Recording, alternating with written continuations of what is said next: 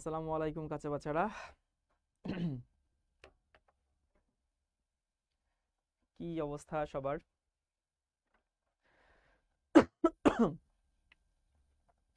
কেমন আছো সবাই? সবার দিনকাল কেমন যাচ্ছে? সবাই একটু শীতকাল আসছে তো সাবধানে থেকো, কারণ সুস্থতা এটা অনেক ইম্পর্টেন্ট জিনিস। তুমি টের পাবা যখন তুমি অসুস্থ হবা। তো যতই ভালো পড়াশোনা করো না কেন, যদি সুস্থ না থাকো, দেখবা যে ধরো 2-3 মাস ভালো মতো পড়ছো, এরপরে 2 দিন বা 3 দিনের জন্য অসুস্থ হয়ে গেছো। তখন ওই অসুস্থতা রিকভার করা সব মিলে অনেক সময় চলে যাবে, এবং ওই সময় পড়াশোনার কিন্তু ক্ষতি অবশ্যই হবে। আর এটার বাইরেও বলা হয় যে সুস্থতা আল্লাহর দেওয়া সব থেকে বড় নিয়ামত। বিশ্বাস করো, এটা তুমি টের পাবা যখন তুমি অসুস্থ হবা। মানে তুমি যে সুস্থ আছো, তার মানে তোমার যে হ্যাপি থাকা উচিত, তোমার যে শুকরিয়া আদায় করা উচিত, এইটা আসলে আমরা সবসময় টের পাই না। এই জন্য মাঝে মধ্যে আল্লাহ চিন্তা করে যে তোকে যে আমি সুস্থ রাখছি, তোকে যে আমি ভালো রাখছি, তুই যে ঠিকমতো হাঁটাচলা করতে পারিস, যা তোর এখন আসলে একটুখানি উপলব্ধি দরকার। যে অসুস্থতা আসলে সেই উপলব্ধি যে একটা সুস্থ মানুষ সব থেকে সুখী মানুষ। তোমার অনেক টাকা পয়সা থাকতে পারে, তোমার অনেক ফেম থাকতে পারে, অনেক পপুলারিটি থাকতে পারে, তুমি হয়তো অনেক দেখতে সুন্দর হতে পারো, বাট দিন শেষে তুমি যদি শারীরিকভাবে সুস্থ না হও, এগুলো কোনো সুখ না।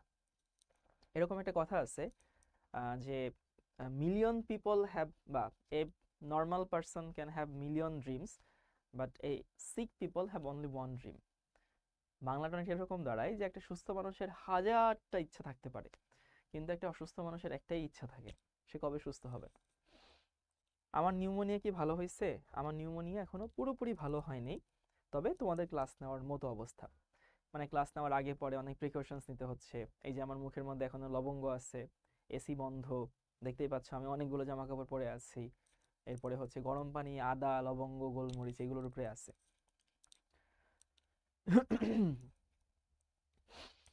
ওকে, কেউ একজন কমেন্ট করছো, ভাইয়া শীতকালে পড়তে পারি না। হ্যাঁ, শীতকালে লেপ কম্বলের নিচে থাকতে তো সবারই ভাল লাগে, কিন্তু ওই যে এপিজে আবুল কালামের একটা কথা তোমরা কি জানো কিনা, যে স্বপ্ন সেটা না যেটা তুমি ঘুমায় দেখো, স্বপ্ন সেটা যেটা তোমাকে ঘুমাইতে দেয় না। তো আসলে তোমার স্বপ্ন যদি তোমাকে লেপের নিচ থেকে বের করে আনতে না পারে, তোমার স্বপ্ন যদি তোমাকে এই শীতের মধ্যে টেবিলে বসাতে না পারে, তাহলে সেটা কেমন স্বপ্ন হইলো, তাই না? সেটা ইচ্ছা হইলো, সেটা একটা ডিজায়ার হইলো, যে ঠিক আছে হইলো হইলো, না হইলে না হইলো। বাট স্বপ্ন সেটাই হইতে হবে, স্বপ্ন এতটুকু স্ট্রং হইতে হবে যেটা তোমাকে ওই কম্বল থেকে বের করে আনবে, কম্বল থেকে বের করে এনে, কমফোর্ট জোন থেকে বের করে এনে পড়ার টেবিলে বসাবে। গতকালকে বলছিলাম না যে কমফোর্ট জোন থেকে বের হইতে হবে? কমফোর্ট জোনে থাকতে সবারই ভাল লাগে। তো ঠিক আছে ভাইয়া, অনেক আনুষঙ্গিক কথা হইলো, আমরা এখন আমাদের পড়াশোনায় ফেরত যাই। সো তোমরা একটু খাতার সঙ্গে মিলাই নাও। গত ক্লাসে আমরা এই চ্যাপ্টার, খনিজ সম্পদ জীবাশ্ম, এই চ্যাপ্টারের প্রথম ক্লাস ছিল, এবং সেই ক্লাসে আমরা কি করছি? আমরা একেবারে প্রিলিমিনারি আলোচনা, একেবারে বেসিক আলোচনা করছিলাম। বেসিক আলোচনা বলতে হচ্ছে জীবাশ্ম জ্বালানি কাকে বলে, এটা পড়ছিলাম। জীবাশ্ম জ্বালানির মধ্যে কি কি থাকে, জীবাশ্ম জ্বালানির মধ্যে যে জিনিসগুলো থাকে সেই জিনিসগুলোকে আমি কিভাবে আলাদা করব, আংশিক পতন প্রক্রিয়ায় কোন কলামে কোনটা আলাদা হয়, এটুকু পড়ছিলাম। এবং তোমাদেরকে একটা হোমওয়ার্ক দিছিলাম, যে তুমি একটা টেবিল তৈরি করবা, একটা চার্ট তৈরি করবা, যেখানে ওই এইটা গ্যাসোলিনে কার্বন সংখ্যা কত, গ্যাসোলিন কত পার্সেন্ট থাকে, এবং গ্যাসোলিন হচ্ছে কি বলে এর স্ফুটনাঙ্ক কত। তারপরে তোমাদের হচ্ছে দেখাইছিলাম। সো এই লিস্টটা কে কে তৈরি করছে বলো তো?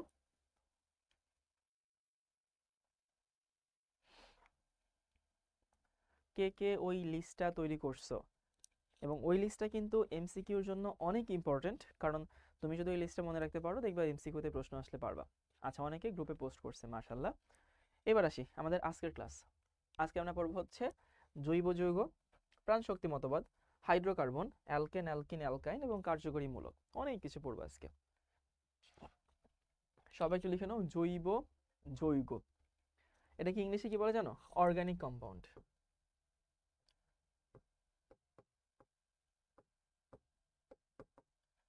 Organic compound. যদি কেউ ইংলিশ ভার্সনে থেকে থাকো, তাহলে লিখে নাও অর্গানিক কম্পাউন্ড। এখন এখানে যে ডেফিনেশনটা লেখা আছে, এই ডেফিনেশনটা অর্গানিক কম্পাউন্ডের না, মেইন ডেফিনেশন না। এখানে লেখা আছে উদ্ভিদ এবং প্রাণী দেহে উৎপন্ন যে কোনো যৌগই জৈব যৌগ। কথাটা পুরোপুরি ভুল না, মানে পুরোপুরি ভুল না, কথাটা আংশিক ঠিক, বাট অর্গানিক কম্পাউন্ড এইটার যে ডেফিনেশন, সো এই ডেফিনেশনটা একটু অন্যরকম। সো হ্যাঁ, এই কথাটা ঠিক আছে। যেমন ধরো আমি যদি হচ্ছে আমাদের কথা বলি, ধরো আমার বডিতে কি কি আছে, এই যে আমার হাত আছে, হাতের মধ্যে কি আছে, কার্বোহাইড্রেট, জৈব যৌগ, প্রোটিন আছে, জৈব যৌগ, লিপিড আছে, জৈব যৌগ, বিভিন্ন মিনারেলস আছে। সো এই যে লিপিড বলি, প্রোটিন বলি, কার্বোহাইড্রেট বলি, ভাইটামিন বলি, সব কিন্তু জৈব যৌগ। একটা প্ল্যান্টে কি কি থাকে, সেলুলোজ থাকে, জৈব যৌগ, ক্লোরোফিল থাকে, জৈব যৌগ। একটা এনিমেলে কি তৈরি হয়, যেমন ধরো দুধের মধ্যে প্রোটিন থাকে, ল্যাকটোজ, জৈব যৌগ, দুধের কার্বোহাইড্রেট থাকে, দুধের প্রোটিন কেসিন। মানে আমার কথা হচ্ছে এই জৈব যৌগ তুমি তোমার আশেপাশে সবখানেই দেখবা। সো এখানে যদি কেউ এটা বলে যে উদ্ভিদ এবং প্রাণী দেহে উৎপন্ন যে কোনো যৌগই জৈব যৌগ, ঠিক আছে, বাট জৈব যৌগের মেইন ডেফিনেশনটা আমি তোমাদেরকে লিখে দিচ্ছি, লিখে নাও, হাইড্রোকার্বন এবং তাদের জাতক।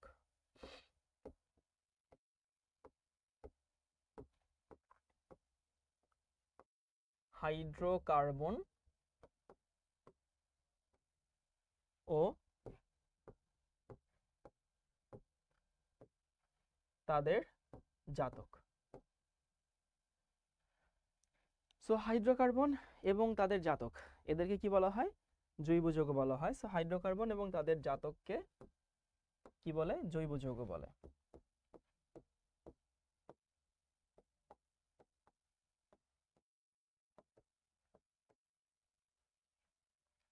এখন এখানে কিছু কথাবার্তা আসতে পারে, এই ইংলিশ ভার্সনে যারা আছি তারা একটু লিখে নিব হাইড্রোকার্বন অ্যান্ড দেয়ার ডেরিভেটিভস। হ্যাঁ হ্যাঁ, আমি জাতক বোঝাবো, জাতক কি জিনিস। আবার বলছি, ইংলিশ ভার্সনের স্টুডেন্টরা লিখে নাও হাইড্রোকার্বন অ্যান্ড তার ডেরিভেটিভস।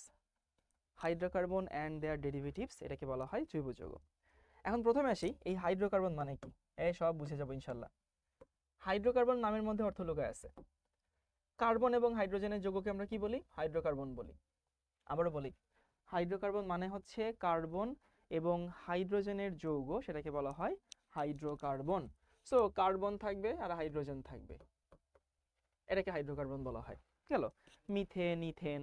এবার আসি, জাতক মানে কি, জাতক ইংলিশে ডেরিভেটিভস বলা হয়। জাতক মানে হচ্ছে ওই জাতের, কি বলছি, ডেরিভেটিভস বানানটা DERI, ডেরিভেটিভস। দাঁড়াও লিখে দেই, DERI, DERIVATIVES, derivatives, hydrocarbon and the derivatives. এবার আসি, হাইড্রোকার্বন এবং তাদের জাতক, এদেরকে বলা হয় জৈব যৌগ। জাতক মানে কি, জাতক মানে হচ্ছে ওই জাতের। ওই জাতের মানে কি, ওই জাতের মানে হচ্ছে এরা হাইড্রোকার্বনের থেকে উৎপন্ন হইতে হবে। আবারও বলছি, এরা হাইড্রোকার্বন থেকে উৎপন্ন হইতে হবে এবং ধর্মে মিল থাকতে হবে। কি বলছি ভাইয়া, হাইড্রোকার্বন থেকে উৎপন্ন হবে এবং ধর্মে মিল থাকবে। সো উৎপন্ন প্লাস ধর্মে মিল। কি বলছি কাঁচা বাচ্চারা, হাইড্রোকার্বন থেকে উৎপন্ন হইতে হবে এবং হাইড্রোকার্বনের সাথে ধর্মে মিল থাকতে হবে, সেটাকে বলা হয় জাতক।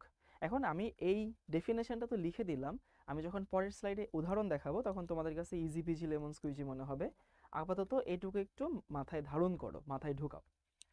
সেটা হচ্ছে জৈব যৌগের ডেফিনেশন কি।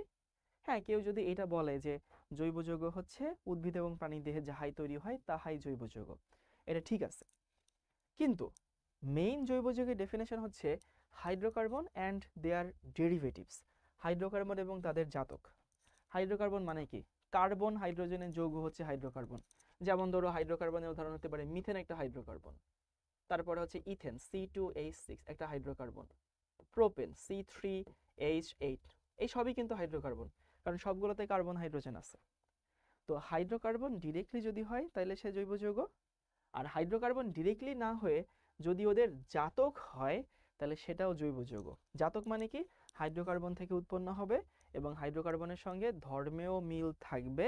চলো একটু উদাহরণ দেখাই, চিকন করে নেই। কাঁচা বাচ্চারা দেখো, মিথেন। আচ্ছা, তোমার কমন সেন্স কি বলে, মিথেন কি হাইড্রোকার্বন নাকি হাইড্রোকার্বনের জাতক, কি মনে হয়? কোয়েশ্চেন হচ্ছে মিথেন কি হাইড্রোকার্বন? মিথেন অবশ্যই হাইড্রোকার্বন, কারণ মিথেনে কি আছে? কার্বন আছে, হাইড্রোজেন আছে। কিন্তু আমি যদি এইটা নিই CH3Cl, এটাকে বলা হয় ক্লোরোমিথেন। এটা সরাসরি মিথেন, এটা হচ্ছে ক্লোরোমিথেন, মানে একটা হাইড্রোজেন ক্লোরিন দিয়ে প্রতিস্থাপিত হয়েছে। সো আমি যদি একটু আলাদা করতে চাই, দেখো এটা কিন্তু সরাসরি হাইড্রোকার্বন।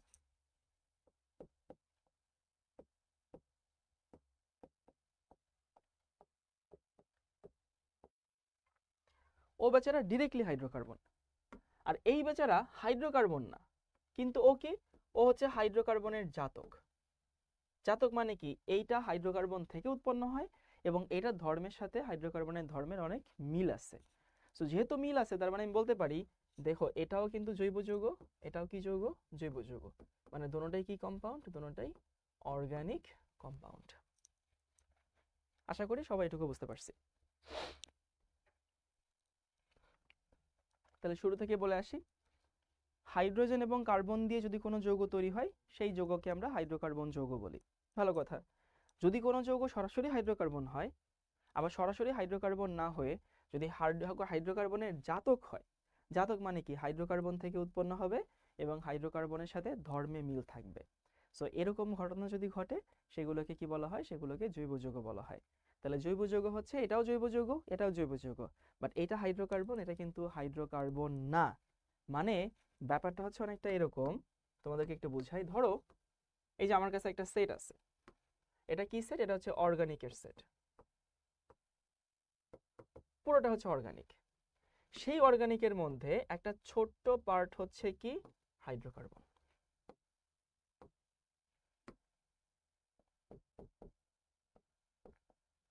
হাইড্রোকার্বন।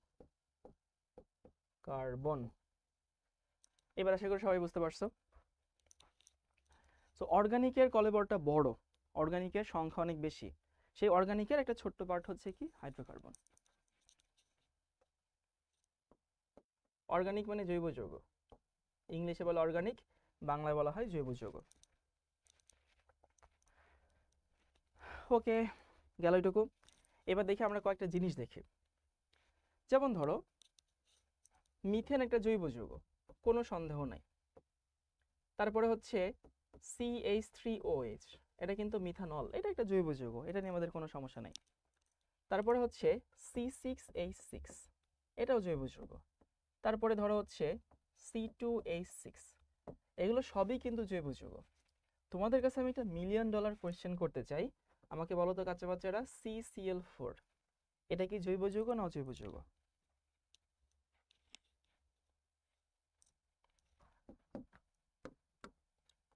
প্রশ্ন হচ্ছে CCl4, এটা কি জৈব না অজৈব?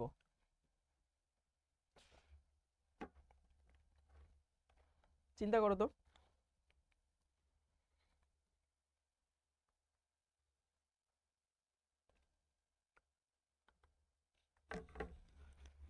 ওকে, এটা অনেকের কাছে মনে হইতে পারে এটা জৈব যৌগ না।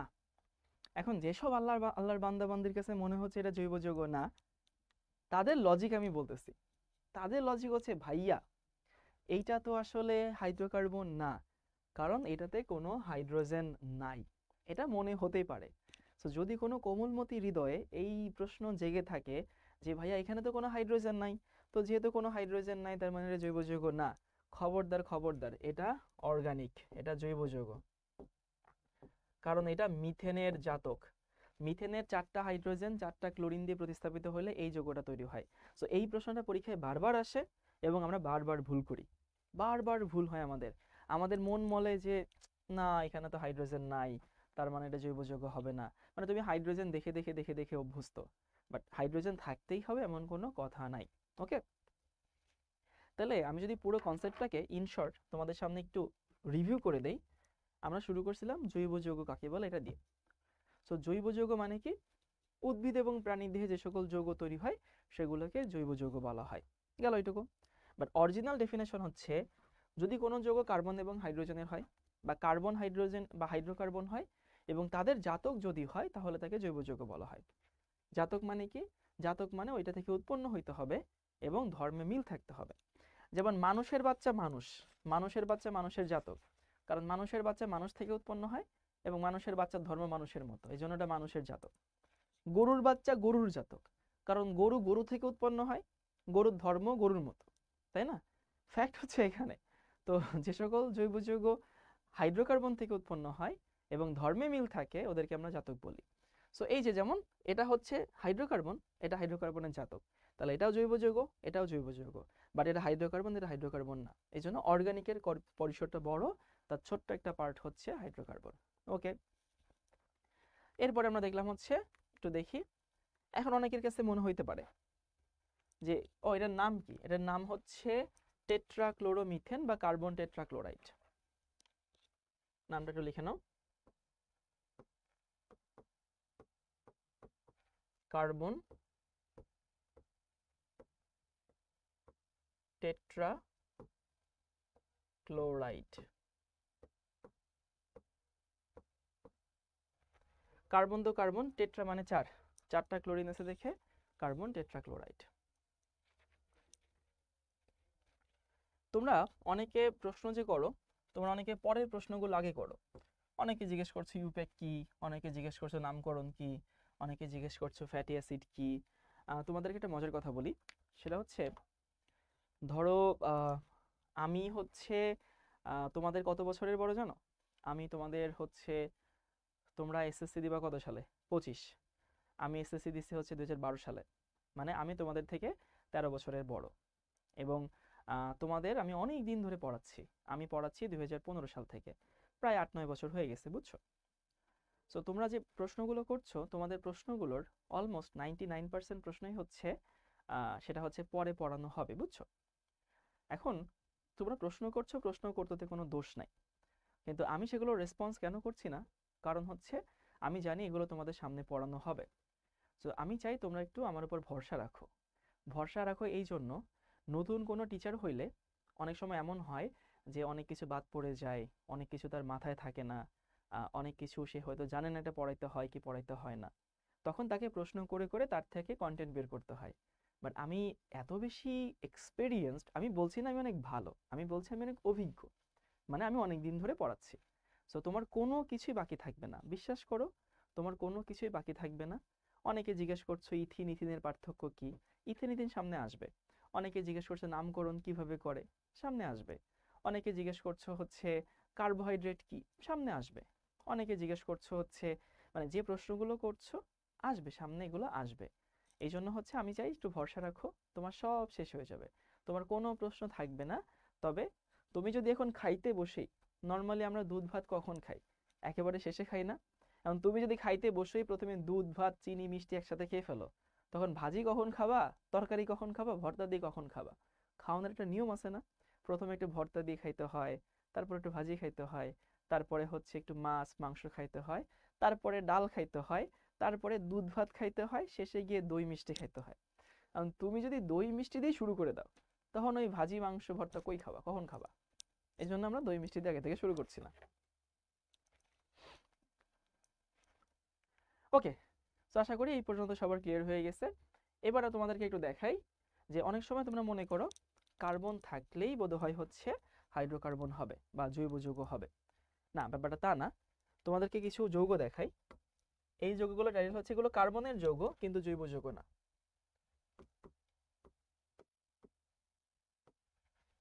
কার্বনের যৌগ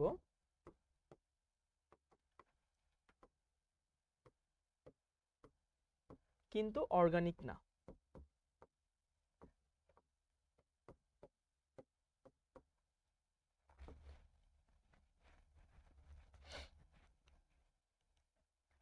ওকে, সো আমি তোমাদের কিছু যৌগ দেখাবো যেগুলো কার্বন আছে, মানে আমাদের মাথায় ঢুকে আছে যে কার্বন থাকলেই বোধহয় সেটা জৈব যৌগ হবে। কথাটা কিন্তু পুরোপুরি সত্যি না, কার্বন থাকলেই জৈব যৌগ হবে এমন কোনো কথা নাই। আমি তোমাদেরকে কয়েকটা উদাহরণ দেখাচ্ছি। যেমন ধরো কার্বন মনোক্সাইড, জৈব যৌগের কিছু স্পেশাল বৈশিষ্ট্য আছে, বুঝছো? সেগুলো আমরা সামনে আস্তে ধীরে পড়বো। যেমন জৈব যৌগগুলো নন পোলার হয়, জৈব যৌগগুলো পানিতে খুব একটা মিশে না, জৈব যৌগগুলো গলনাঙ্ক স্ফুটনাঙ্ক কম হয়। সো জৈব যৌগের কিছু বৈশিষ্ট্য আছে। ওকে, সো এই কার্বন মনোক্সাইড হয়তো সেখানে কার্বন আছে, কিন্তু ভাই এর জৈব যৌগের বৈশিষ্ট্য থেকে এর বৈশিষ্ট্য অনেক আলাদা। সেগুলো কার্বন আছে বাট অর্গানিক না।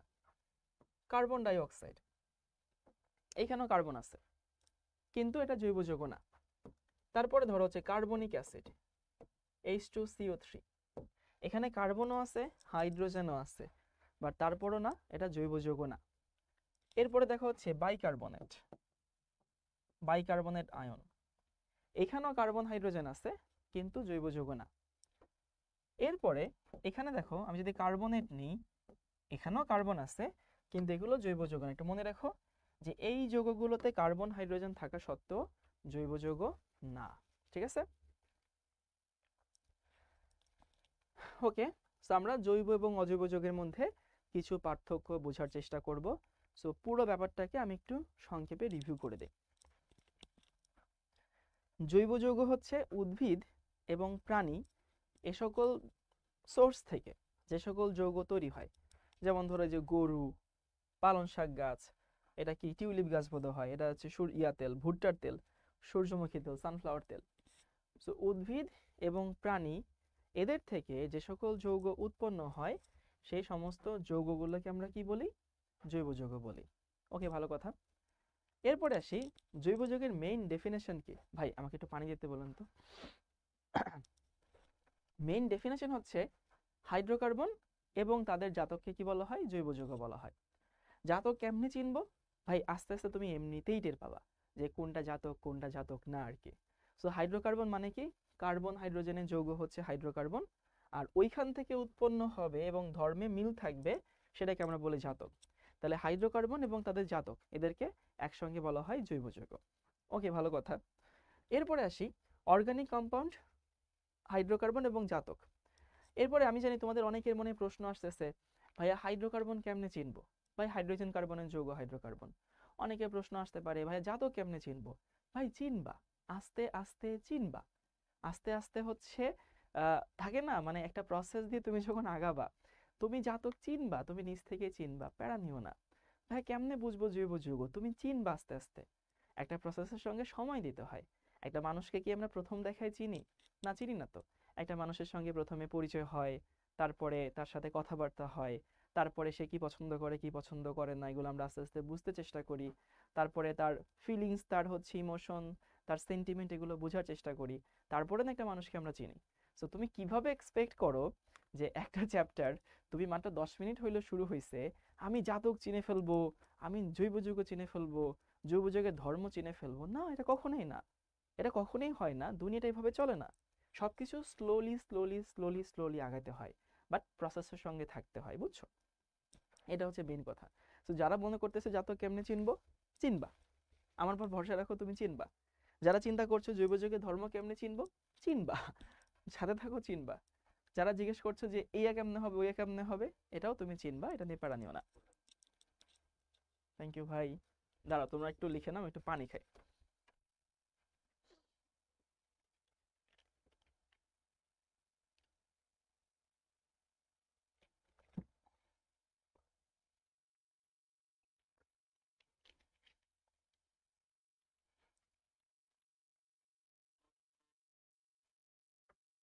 ওকে, এবার আসি। দেখো, জৈব আর অজৈব এই দুটোর মধ্যে পার্থক্য কি? জৈব এবং অজৈবের মধ্যে পার্থক্য হচ্ছে, তোমাদেরকে একটা জিনিস বুঝিয়ে দেখো, জৈব যৌগে অবশ্যই এই বস্তু থাকতে হবেই।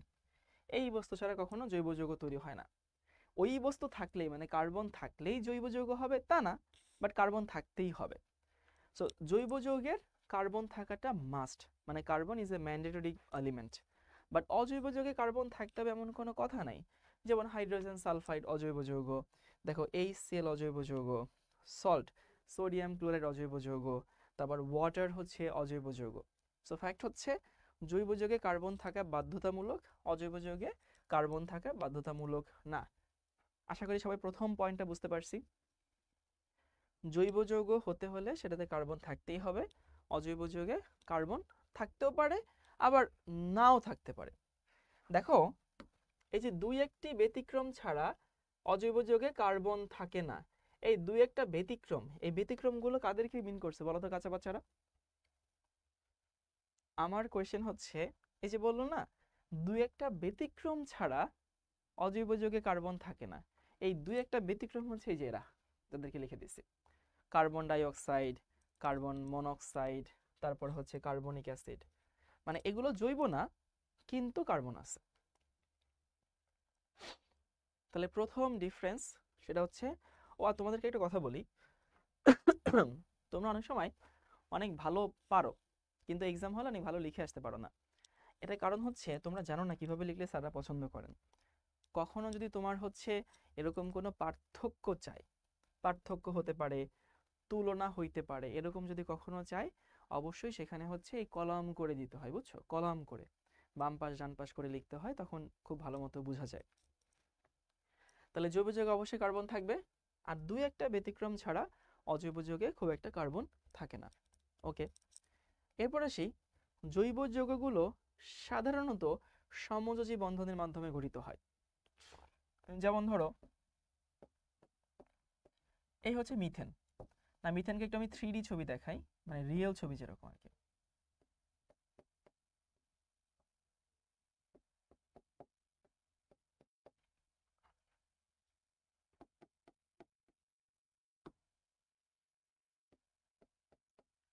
দেখো এই হচ্ছে মিথেন, মানে 4টা হাইড্রোজেন চারদিকে আছে।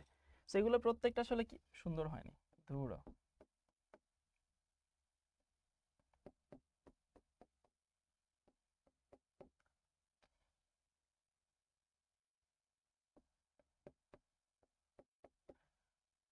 সো মিথেনে দেখছো এই প্রতিটা কার্বন কি, প্রতিটা কার্বনের সাথে হাইড্রোজেনের কি বন্ধন আছে? সমযোজী বন্ধন আছে, মানে সবাই সবার সাথে সমযোজী বন্ধন দিয়ে যুক্ত। তো এইখানে সমযোজী বন্ধন থাকে, অন্য কোনো বন্ধন কিন্তু জৈব যৌগে থাকে না। কিন্তু অজৈব যৌগে এমন কোনো কথা নাই। যেমন ধরো পানি, আচ্ছা পানিতে কি থাকে? পানিতে অক্সিজেন হাইড্রোজেন সমযোজী বন্ধন থাকে, এখানে তো সমযোজী বন্ধন ঠিকই থাকে। কিন্তু আমি যদি সোডিয়াম ক্লোরাইড বলি, ভাই এখানে কি বন্ধন থাকে? এখানে কিন্তু আয়নিক বন্ধন থাকে। মানে ব্যাপারটা হচ্ছে এরকম, জৈব যৌগে কার্বন থাকতেই হবে, কিছু ব্যতিক্রম ছাড়া অজৈব যৌগে কার্বন থাকে না। ওকে, এরপর হচ্ছে জৈব যৌগে সবসময় কি বন্ধন থাকে? সমযোজী বন্ধন থাকে। কিন্তু অজৈব যৌগে সমযোজী বন্ধনও থাকতে পারে, আয়নিক বন্ধনও থাকতে পারে, মানে এমন কোনো ওরকম কোনো বাধা ধরা কিছু নাই। আরো কিছু পার্থক্য আমি তোমাদেরকে একটু দেখাই দিই।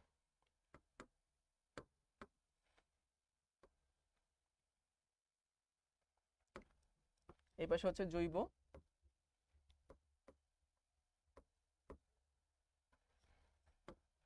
দুইটা তো বইতে আছে, বাট খালি বইয়ের মধ্যে থাকলে হবে? বই থেকে একটু বের হইতে হবে, তো বইয়ের বাইরে একটা জগৎ আছে। আর এই পাশে হচ্ছে অজৈব।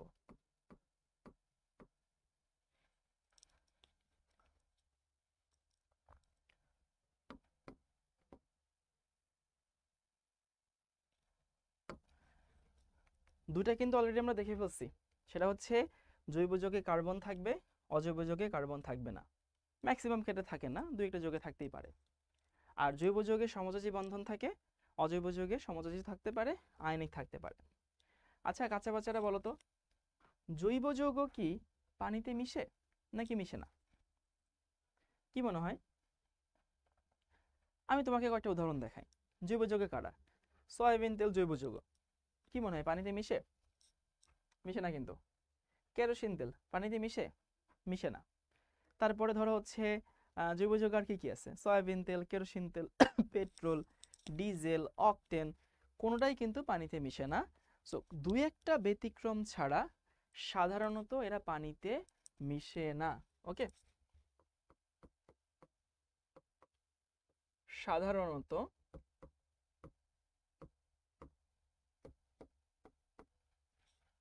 পানিতে অদ্রবণীয়।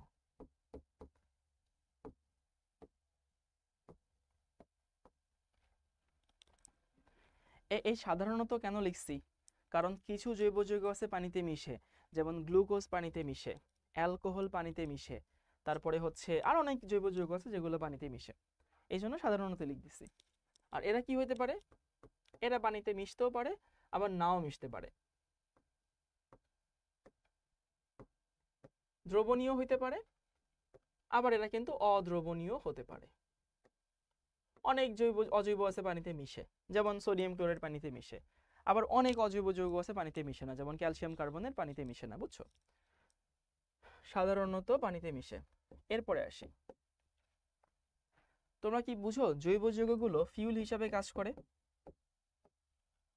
মানে এদেরকে পোড়ালে শক্তি পাওয়া যায়, যেমন কেরোসিনকে পোড়ালে শক্তি পাওয়া যায়, ডিজেলকে পোড়ালে শক্তি পাওয়া যায়, অকটেনকে পোড়ালে শক্তি পাওয়া যায়, কাঠ জৈব যৌগ, এগুলো পোড়ালে শক্তি পাওয়া যায়, মোমবাতি পোড়ালে শক্তি পাওয়া যায়।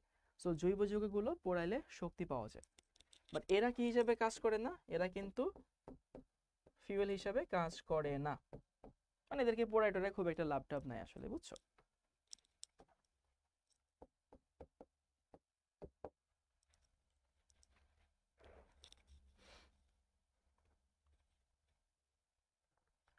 গেল।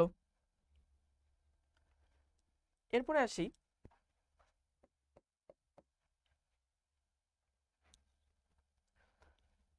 ফুয়েল কোনটা? যেটাকে পোড়াইলে শক্তি পাওয়া যায় সেটা হচ্ছে ফুয়েল, মানে ফিউল। আর যেটাকে পোড়াইলে শক্তি পাওয়া যায় না সেটা হচ্ছে ফুয়েল না। চলো আরো কিছু বৈশিষ্ট্য দেখি জৈব যৌগের। জৈব যৌগের ক্ষেত্রে তুমি, এরা সাধারণত নন পোলার হয়, সাধারণত অপোলার।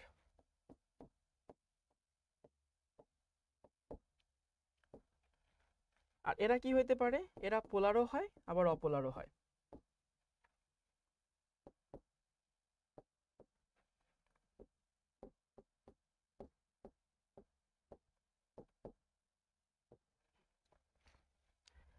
এই পোলার এবং অপোলারের মধ্যে পার্থক্য কি?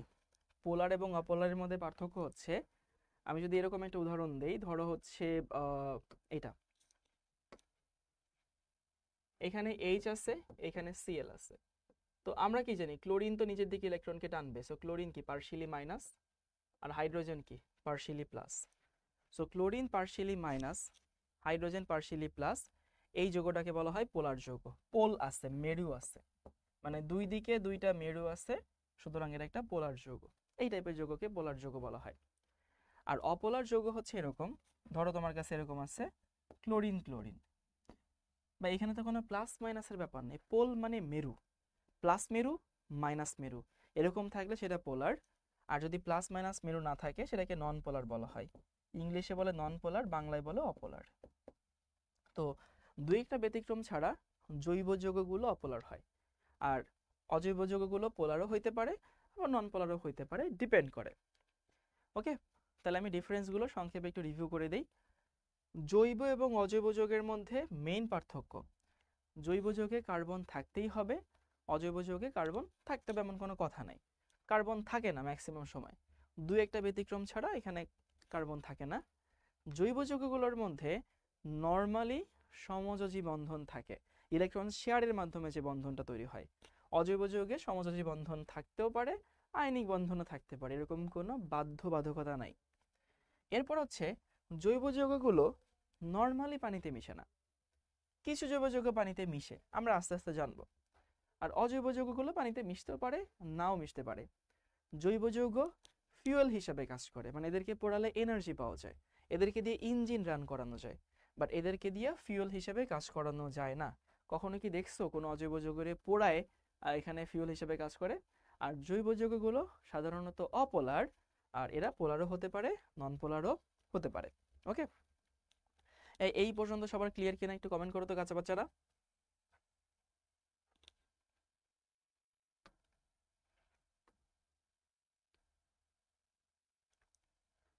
সবাই কি বুঝিয়ে আছি?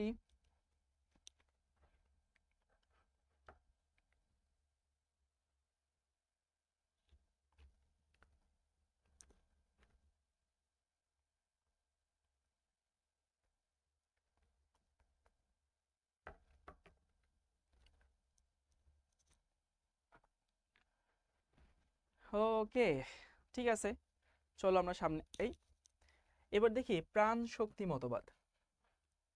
দেখো তোমরা শুধু শুধু পড়াশোনাটাকে কঠিন করে ফেলো।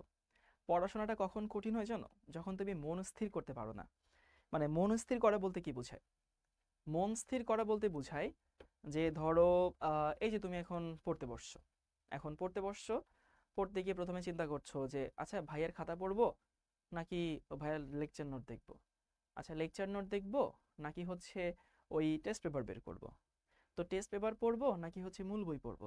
এই যে অনেক সময় এরকম আমরা হজ বড়লা লেগে যায় না, এই হজ বড়লা লেগে যাওয়ার জন্য আমাদের একটা জিনিসে মনোযোগ আসে না, মনোযোগ থাকে না। ওকে, তো তোমাদের এই যে এখন একটা জিনিস পড়তে আসছো, অনেকে জিজ্ঞেস করছো নটরডেমে কেমনে চান্স পাইছেন, অনেকে জিজ্ঞেস করছো যে কি বলে এটা কি ওইটা কি, অন্য চ্যাপ্টারের জিনিস। এতে করে কি হচ্ছে যে স্ফুটনাঙ্ক কেটে জিজ্ঞেস করছো, এতে করে কি হয় তোমার না মনোযোগ এক জায়গায় থাকছে না। তুমি একটা নিয়ে পড়াশোনা করছো, যদি ওটা নিয়ে চিন্তা করো তাহলে ওই জিনিসটা ভালো মতো বুঝতে পারবা। তো দেখা গেছে তুমি একটা জিনিস পড়ছো, একটা জিনিস চিন্তা করছো, একটা জিনিস প্রশ্ন করছো, এতে করে তোমার ব্রেন স্ক্যাটার্ড হয়ে যাচ্ছে। সো তুমি যেটা প্রশ্ন করছো সেটার উত্তর তো পারছোই না, আবার আমি এখানে যেটা পড়াচ্ছি সেটাও পারছো না। আর পড়াশোনাকে কঠিন করে চিন্তা করো, পৃথিবীর সব থেকে সহজ কাজটাই কঠিন হবে তুমি যদি এটাকে কঠিন মনে করো, আবার পৃথিবীর সব থেকে কঠিন কাজটাও সহজ হবে যদি তুমি সেটাকে সহজ মনে করে চিন্তা করো। তো আসলে মেন্টালিটির উপর ডিপেন্ড করে সবকিছুকে সহজ মনে রাখবা। এখানে আসি, প্রাণ শক্তি মতবাদ, নামের মধ্যে অর্থ লুকে আছে, খুবই সহজ জিনিস। প্রাণ শক্তি মানে প্রাণের একটা শক্তি আছে, লাইফের একটা পাওয়ার আছে। সো বার্জেলিয়াস একটা জিনিস 1900 কত সালে যেন 1800 সাল তো ভুলে গেছে, সাল তো এখানে দেওয়া নাই, যাই হোক, সো সম্ভবত 1811 সালে বার্জেলিয়াস উনি খেয়াল করলো আর কি, বিজ্ঞানী মানুষ তো ওনারা অনেক কিছু নোটিস করেন। সো উনি খেয়াল করলো যে জৈব যৌগগুলো কই থেকে আসে। তুমি আমি হলে তো এত এত হচ্ছে এত ভাবতাম না, বাট উনি তো বিজ্ঞানী মানুষ, উনি তো ভাববেই। 1810, আচ্ছা ঠিক 1810 না 11 এরকম কিছু একটা। সো বার্জেলিয়াস চিন্তা করছে যে জৈব যৌগগুলো কোথা থেকে আসে। পরে সে দেখলো যে কই থেকে আসে, এটা আসে হচ্ছে উদ্ভিদ থেকে আসে, ওকে, প্রাণী থেকে আসে, তারপরে হচ্ছে মানে বিভিন্ন গাছ থেকে আসে, বিভিন্ন হচ্ছে উদ্ভিদ, বিভিন্ন প্ল্যান্ট, গরু ছাগল মানুষ হাঁস মুরগি, এদের দেহে জৈব যৌগ তৈরি হয়, বুঝছো। এই যে ওই লোক, এই ভদ্রলোক ভাবছিল। এখন ওই ভদ্রলোক শুধু ভেবেই থেমে যায়নি, সে কি করছে, সে একটা থিওরি দাঁড় করাইছে। সেই থিওরির নাম দিছে হচ্ছে প্রাণ শক্তি মতবাদ, যেটাকে ইংলিশে বলা হয় ভাইটাল ফোর্স থিওরি। আমি ইংলিশে লিখে দিই, ইংলিশ ভার্সনে যদি কেউ থেকে থাকো,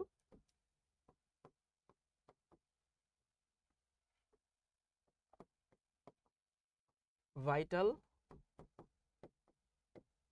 ফোর্স থিওরি, প্রাণ শক্তি মতবাদ।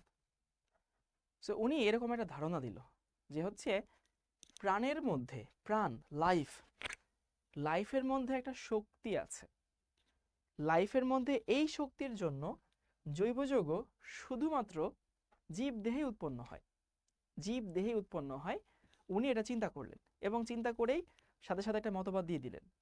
উনি বললেন যে জৈব যৌগ বা উদ্ভিদ এবং প্রাণী দেহে এমন একটা শক্তি আছে, এমন একটা এনার্জি আছে, একটা রহস্যময় এনার্জি। দেখো ওনার কিন্তু কথার মধ্যে রহস্যময় ছিল, যে প্রাণী দেহে মানে যাদের দেহে প্রাণ আছে এদের দেহে একটা রহস্যময় শক্তি আছে, যে শক্তির দরুন জৈব যৌগগুলো শুধু প্রাণী দেহে তৈরি হয়।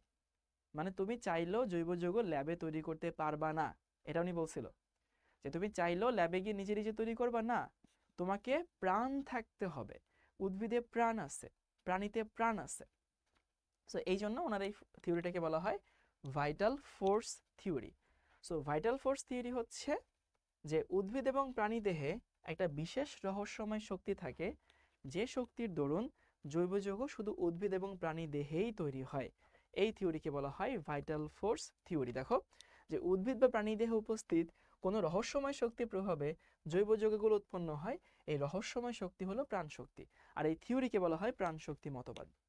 এই থিওরির শানে নজুল হচ্ছে, এই থিওরির মেইন কথা হচ্ছে কি, যে এই জৈব যৌগগুলো তুমি ল্যাবে তৈরি করা সম্ভব না। এই যে এটা, যে ল্যাবরেটরিতে জৈব যৌগ তৈরি করা সম্ভব না। এই তোমার বিবেক কি বলে, এটা কি ঠিক আছে? ল্যাবে কি জৈব যৌগ তৈরি করা যায়, কি মনে হয়?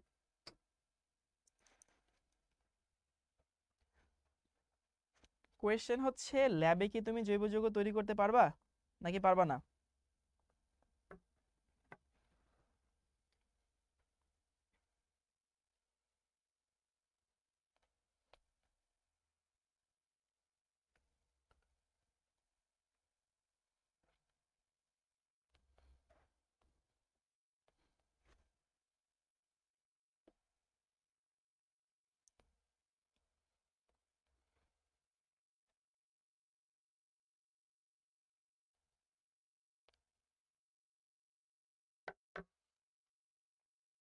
এই ল্যাবে জৈব যৌগ তৈরি করা যায় রে ভাই, যায় যায় যায়। ওই সময়ে মানুষজন জানতো, যায় না। তো ঠিক হলো, এই লোকটা মারা টারা গেল। পরে নতুন একজন সায়েন্টিস্টের উদয় হইল। সেই সায়েন্টিস্টের নাম কি জানো? ওনার নাম হচ্ছে এইটা, ফ্রেডরিক ভোলার। ওকে, নাম কি? ফ্রেডরিক ভোলার। ওনার নামের উচ্চারণটা একটু অদ্ভুত, বুঝছো?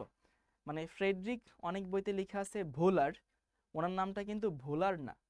আবার অনেক বইতে লেখা আছে হোলার, ওনার নামটা হোলারও না। সবাই আমার সাথে সাথে উচ্চারণ করো, ওনার নাম হচ্ছে ভোলার।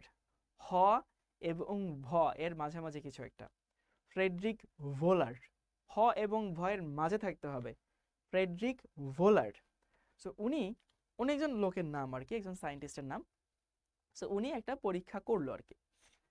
পরীক্ষা করে উনি ল্যাবে এই জিনিস নিল, বুঝছো? এই জিনিস, সেটা হচ্ছে অ্যামোনিয়াম সায়ানাইড, NH4CnO। কোন একটা কারণে ওনার এই পরীক্ষাটা করতে হয়েছিল ল্যাবে, বুঝছো? সো অ্যামোনিয়াম সায়ানাইডকে উনি হিট দিছিল না জেনে, মানে সত্য কথা উনি ইন্টেনশনালি দেয় নাই, বুঝছো? ইন্টেনশনালি দেয় নাই, উনি দিছিল সামহাও, ওনার মনে হয়েছিল দিছিল। সো এই অ্যামোনিয়াম সায়ানাইড এটা কিন্তু একটা ইনঅর্গানিক কম্পাউন্ড, একটা অজৈব যৌগ, বুঝছো? এটা ইনঅর্গানিক।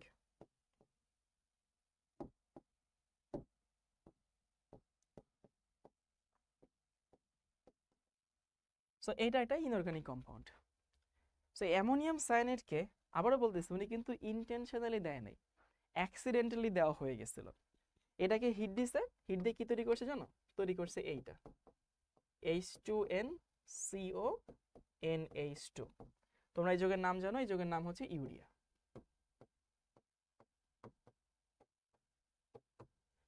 ইউরিয়া কি যৌগ? ইউরিয়া কিন্তু অর্গানিক কম্পাউন্ড। উনি কিন্তু ইন্টেনশনালি করে নাই, উনি ভুলবশত করে ফেলছিল। এখন কথা হচ্ছে যে এই অ্যামোনিয়াম সায়ানাইড ইনঅর্গানিক যৌগ, এইখানে আবার অর্গানিক যৌগ তৈরি হয়েছে। সো এটার মাধ্যমে ফ্রেডরিক ভোলার চিন্তা করলো, না রে বাবা, বার্জিলিয়াস যা দিছিল তা তো ঠিক না। কারণ বার্জিলিয়াস বলছিল জৈব যৌগ ল্যাবে তৈরি করা যাবে না, কিন্তু আসলে জৈব যৌগ ল্যাবে তৈরি করা যায়। আসলেই জৈব যৌগ ল্যাবে তৈরি করা যায়। এই জন্য বার্জিলিয়াসের যে প্রাণশক্তি মতবাদ, সেটাকে ভুল প্রমাণ করে কে? ফ্রেডরিক ভোলার। কোনো বইতে হুলার, কোনো বইতে হুইলার, কোনো বইতে ভোলার লেখা আছে, বাট প্রোনাউন্সিয়েশনটা হচ্ছে ভোলার, ভ এবং ভয়ের মাঝখানে। ওকে, সো উনি যেহেতু জানলো জৈব যৌগ ল্যাবে তৈরি করা যায়, তার মানে প্রাণশক্তি মতবাদ কিন্তু ভুল। সো আমি এখানে একটু লিখে দিই ভুল।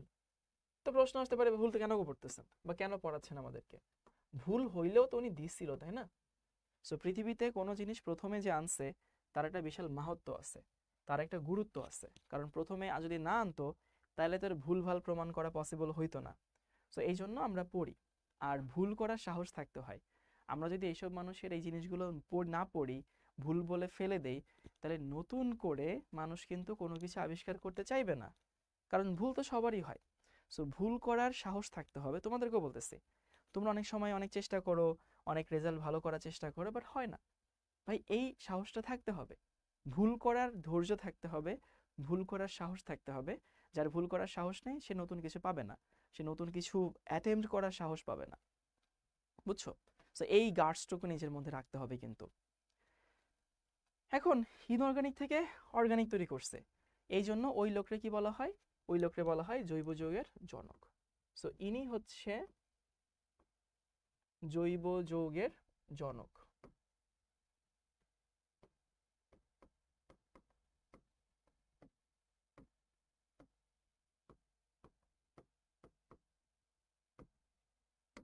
কে? ফ্রেডরিক ভোলার। ওকে, আশা করি সবাই এটুকু বুঝতে পারছি। সমতাকরণ যদি করি তাহলে এখানে একটা 2 দিলে সমতাকরণ হয়ে যায়, বুঝছো? না, সমতাকরণ তো করাই আছে, অ্যামোনিয়াম সায়ানাইড থেকে ইউরিয়া। তাইলে আমরা একটু রিভিউ করে দেই সংক্ষেপে। সংক্ষেপে রিভিউটা এরকম দাঁড়াইলো, আমরা প্রথমে শিখছিলাম হচ্ছে জৈব যৌগ কাকে বলে। হাইড্রোকার্বন এবং তাদের জাতককে কি বলা হয়?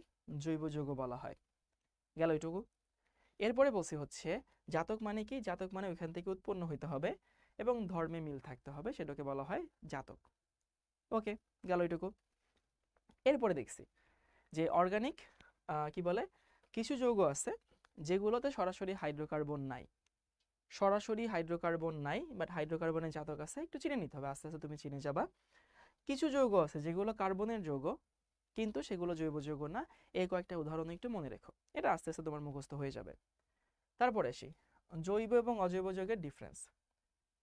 জৈব যৌগে কি থাকে, কার্বন থাকবে, এখানে কার্বন থাকে না, ম্যাক্সিমাম ক্ষেত্রে থাকে না, এখানে সমযোজী বন্ধন থাকে, এখানে সমযোজী আয়নিক যে কোনো বন্ধন থাকতে পারে।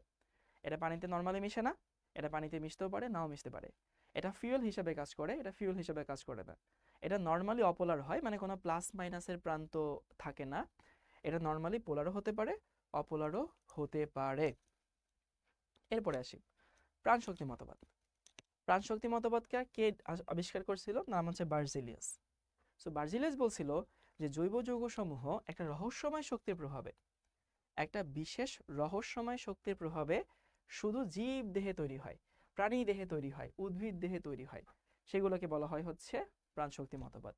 এটা উনি প্রাণের শক্তি বলছিল, ভাইটাল ফোর্স, বাট সেটা তো ভুল। এই ভুলটা প্রমাণ করছিলেন কে, ফ্রেডরিক ভোলার।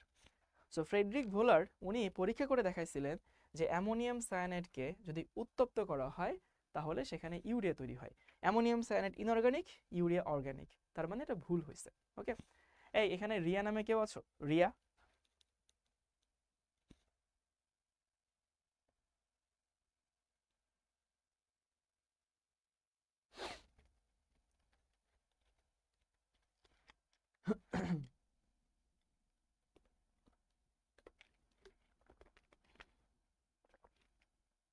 তোমাদেরকে আমি একটা মিম দেখাবো, সেই মিমটা তোমাদেরকে ক্র্যাক করতে হবে।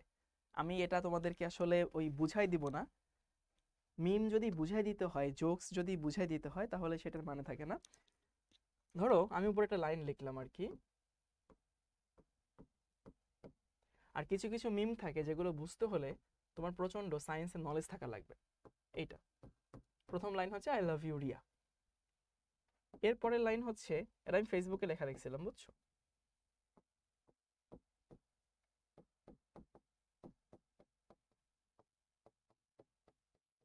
তোমরা এটা ক্র্যাক করবা নিজেরা।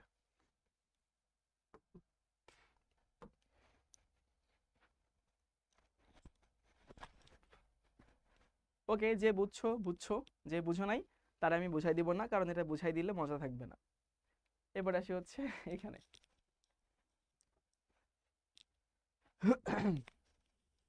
এই হাইড্রোকার্বন, ওই যে হাইড্রোকার্বনের ডেফিনেশন আমরা জানি যে কার্বন এবং হাইড্রোজেনের যৌগ, এদেরকে কি বলা হয়, এদেরকে হাইড্রোকার্বন বলা হয়। কার্বন এবং হাইড্রোজেনের যৌগ, সেটাকে বলা হয় হাইড্রোকার্বন, তোমরা এগুলো জানো। এবার আসি জৈব যৌগ কাকে বলা হয়। দেখো জৈব যৌগ হলো এমন হাইড্রোজেন ও কার্বন দ্বারা গঠিত যৌগ ও হাইড্রোকার্বন থেকে এই উদ্ভূত যৌগ। এই উদ্ভূত যৌগ মানে বুঝতে পারছো, উদ্ভূত যৌগ বলতে তোমাদের বইকে বুঝাইছে যে এটা আসলে জাতক। আমি যেটাকে জাতক বলছি তোমাদের বইতে সেটাকে বলছে উদ্ভূত যৌগ। তাহলে এখানে তোমাদের হাইড্রোকার্বনের ডেফিনেশন দেওয়া আছে, কার্বন হাইড্রোজেনের যৌগকে বলা হয় হাইড্রোকার্বন। ওকে, আর হাইড্রোকার্বন এবং হাইড্রোকার্বন থেকে উৎপন্ন হওয়া যৌগ, এদেরকে বলা হয় হচ্ছে জৈব যৌগ। ঠিক আছে, এবার আসি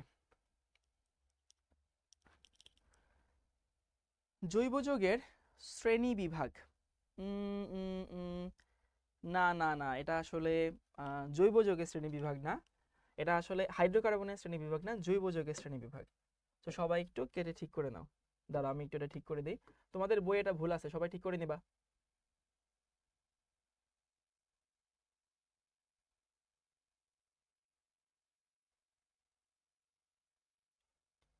মানে তোমাদের বইতে এখানে ভুল আছে সবাই, আমাদের বইয়ে যে ক্লাসিফিকেশনটা দেওয়া আছে সেটা আসলে হাইড্রোকার্বনের ক্লাসিফিকেশন না, সেটা জৈব যৌগের ক্লাসিফিকেশন, বুঝছো?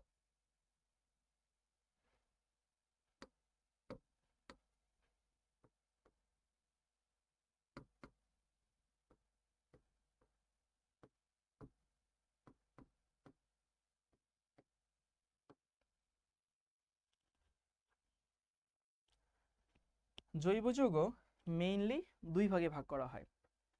কি কি? একটা হচ্ছে অ্যালিফ্যাটিক, একটা হচ্ছে অ্যারোমেটিক। মানে একটা হচ্ছে অ্যালিফ্যাটিক, একটা হচ্ছে অ্যারোমেটিক। এখন এই অ্যালিফ্যাটিক এবং হচ্ছে অ্যারোমেটিক এরা কারা? তোমাদেরকে একটু বলে দেই যে অ্যালিফ্যাটিক, এই অ্যালিফ্যাটিক নামটা আসছে হচ্ছে অ্যালিফার থেকে, আর অ্যারোমেটিক নামটা আসছে হচ্ছে অ্যারোমা থেকে। একটা স্লাইড অ্যাড করে বলে দেই নামের উৎস আর কি, লিস্ট লিখে দিই আর কি, নাম, আর এখানে হচ্ছে নামের সোর্স। নামের সোর্স কিন্তু বুঝছো, নামটা হচ্ছে অ্যারোমেটিক,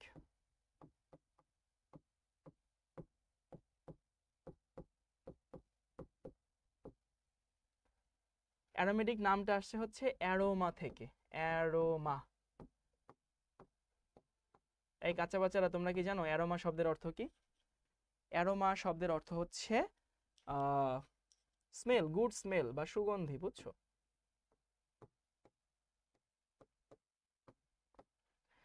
কিন্তু এই যে যখন আসলে অ্যারোমেটিক বা যখন কোনো একটা নাম আসে, মনে রাখবা নাম কিন্তু একটা ঐতিহাসিক গুরুত্ব থেকে আসে, বুঝছো?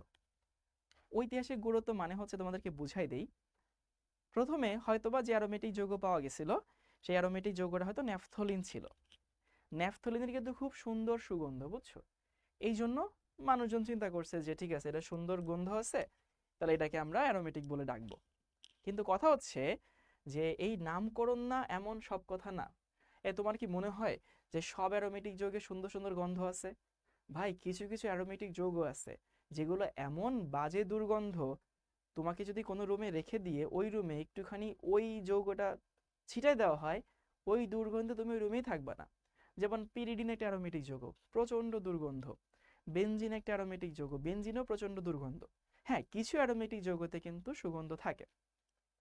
মানে এই জিনিসটা এরকম যে ধরো আব্বু আম্মু খুব আদর করে নাম রাখছে ফরসে, ধরো হচ্ছে আব্দুল্লাহ, ধরো খুব সুন্দর নাম, কিন্তু দেখা গেল পোলা এমন কোনো দুষ্টামি নাই যে ওই পোলা করে না, এমন কোনো আকাম কুকাম নাই যে ওই পোলা করে না, বাট নাম কিন্তু আব্দুল্লাহ, খুব সুন্দর নাম।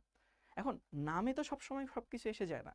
অথবা ধরো নাম রাখছে কানিজ ফাতিমা, খুব সুন্দর নাম, কানিজ ফাতিমা অনেক সুন্দর নাম, কিন্তু দেখা গেল মেয়ে সারাদিন হচ্ছে ফেসবুকে ইনস্টাগ্রামে ছবি আপলোড করে, বাট নাম কিন্তু কানিজ ফাতিমা। তো এটা বলতে চাচ্ছি যে নাম একজনের রাখে, ঐতিহাসিকভাবে রাখে, বাট নামের সাথে আসলে সবসময় মানুষের আচরণ যায় না। কারো নাম মোহাম্মদ মানেই যে সে ভালো হবে এমন তো না। কারো নাম কানিজ ফাতেমা না গিয়ে সে ভালো, বা কারো নাম ধরো হচ্ছে খুব সুন্দর সুন্দর অর্থওয়ালা নাম আছে না, বাট সেরকম তো নাও হইতে পারে, তাই না? তো আমি এই জন্য বলতেছি যে অ্যারোমেটিক নামটা আসছে হচ্ছে অ্যারোমা থেকে, বাট এটা একটা ঐতিহাসিক ভাবে আসছে।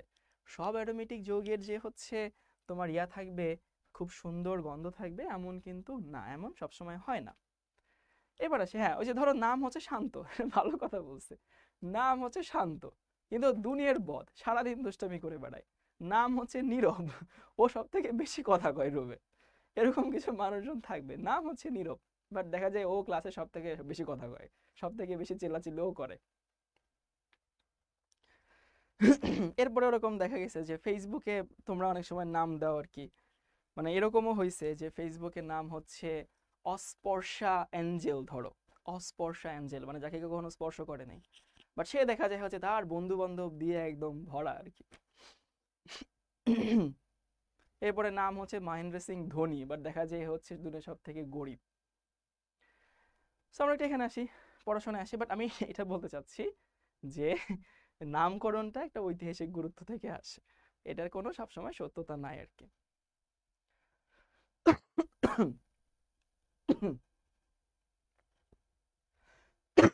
ধরো তোমার একটু লিখে নাও, একটু পানি খাই।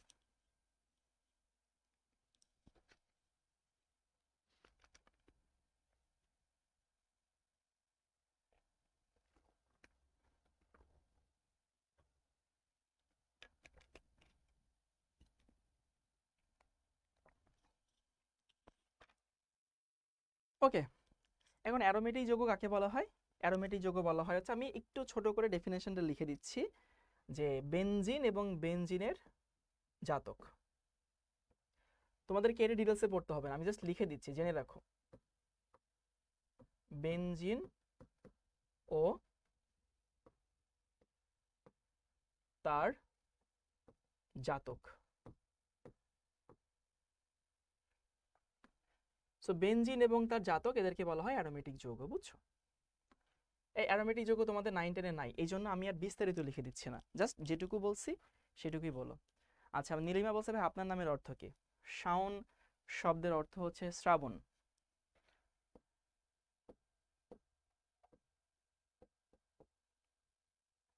আমার নামটা রাখছে আমার ছোট খালা, বুঝছো?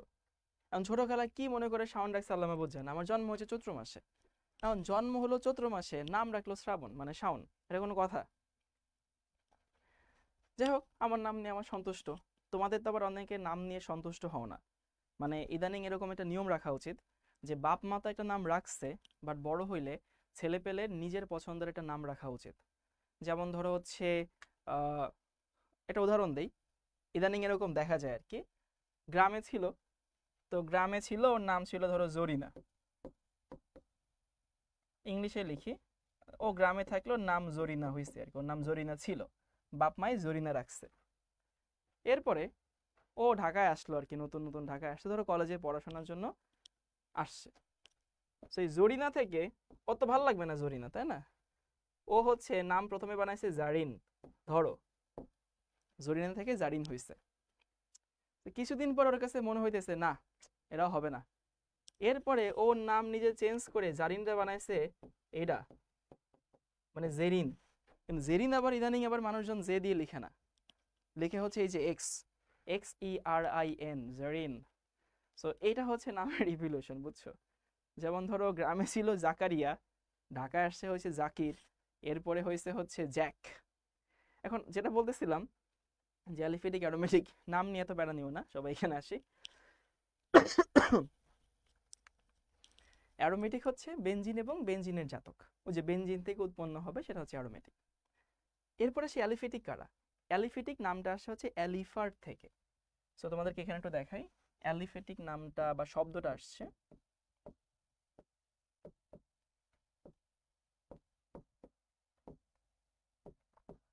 এটাও কিন্তু ঐতিহাসিক গুরুত্ব থেকে আসছে, এমন না যে সবসময় এটা আসলে মিট করবে। অ্যালিফেটিকটা আসছে হচ্ছে অ্যালিফার থেকে। এই জেরিন যাদের নাম আছে তারা আবার পার্সোনাল অ্যাটাক নিও না, আমি এমনি মজা করে বলছি। অ্যালিফার থেকে। অ্যালিফার শব্দের অর্থ কি? অ্যালিফার শব্দের অর্থ হচ্ছে অয়েলি বা চর্বিজাত, বুঝছো? তার মানে এমন না যে সব অ্যালিফেটিক যৌগ হচ্ছে চর্বির মতো হয়। তাহলে অ্যারোমেটিক বেনজিন এবং বেনজিনের জাতক। আর অ্যালিফেটিক কি? অ্যালিফেটিক হচ্ছে যারা অ্যারোমেটিক না তারা হচ্ছে অ্যালিফেটিক। এটাই কিন্তু সায়েন্টিফিক ডেফিনেশন, বুঝছো?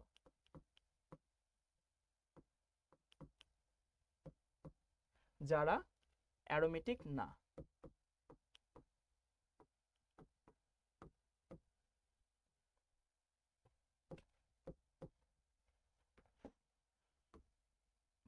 ওকে,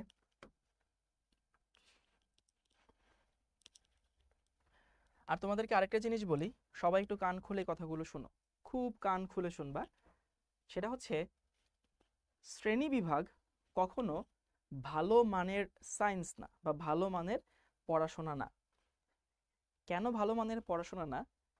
এই যে তোমাদের এখানে যারা আছো, আমি চাইলে তোমাদেরকে শ্রেণী বিভাগ করতে পারি।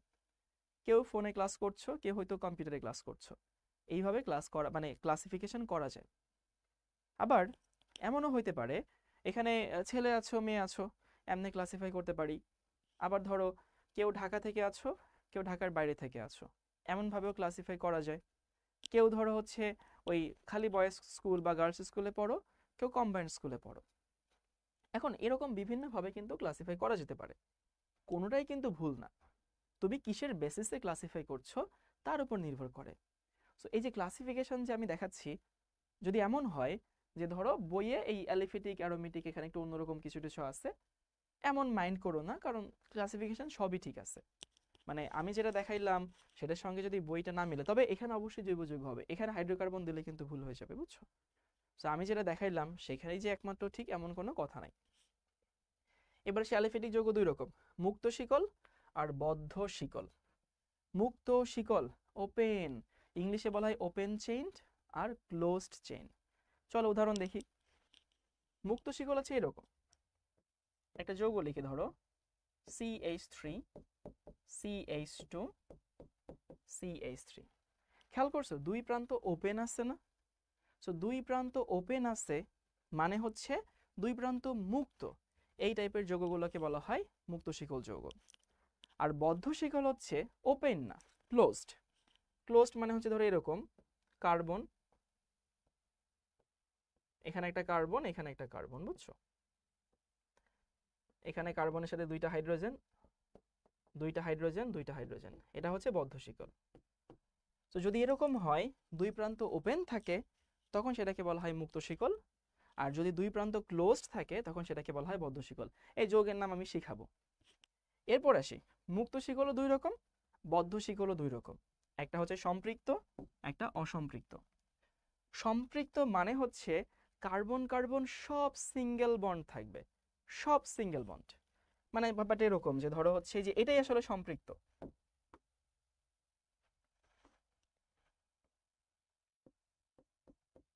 CH3 CH3।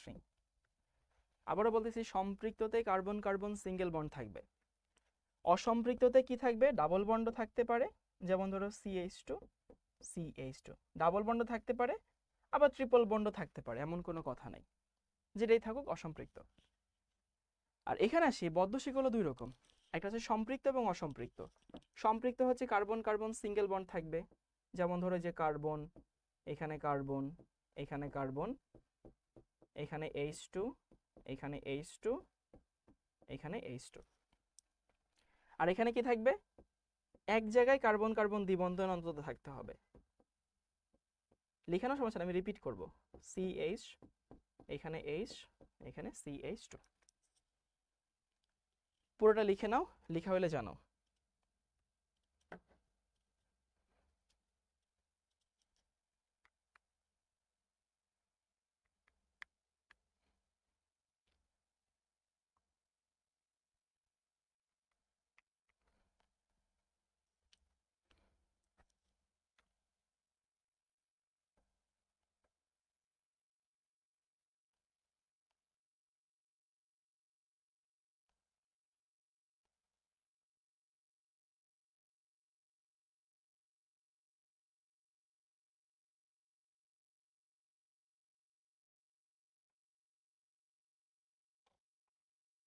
ওকে, আমি সংক্ষেপে একটু রিভিউ করি। সেটা হচ্ছে হাইড্রোকার্বন, না, জৈব যৌগ দুই রকম, একটা হচ্ছে অ্যালিফেটিক, একটা হচ্ছে অ্যারোমেটিক। অ্যারোমেটিক কারা? বেনজিন এবং বেনজিনের মতো ধর্ম বিশিষ্ট যৌগ। বেনজিন এবং বেনজিনের মতো ধর্ম বিশিষ্ট যৌগকে বলা হয় অ্যারোমেটিক যৌগ। আর যারা অ্যারোমেটিক না তারা হচ্ছে অ্যালিফেটিক। আমি তোমাদেরকে একটু বেনজিনটা দেখায় আসি। অনেকে যেহেতু জিজ্ঞেস করছো ভাই বেনজিন কোনটা, বেনজিন হচ্ছে এইটা।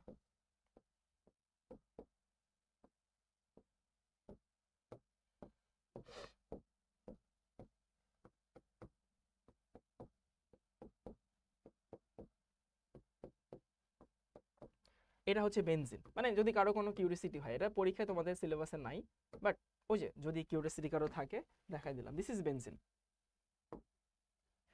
তো যদি কোনো যৌগ ডিরেক্টলি বেনজিন হয় অথবা বেনজিনের জাতক হয় তখন সেটাকে বলা হয় অ্যারোমেটিক যৌগ। বেনজিন একটা যৌগ।